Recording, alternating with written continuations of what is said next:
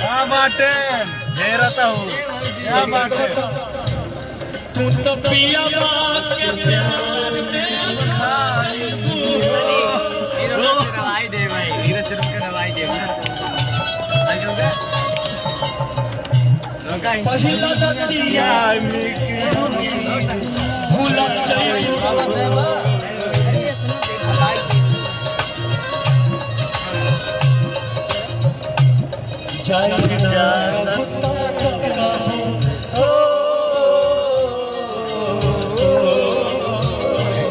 जाए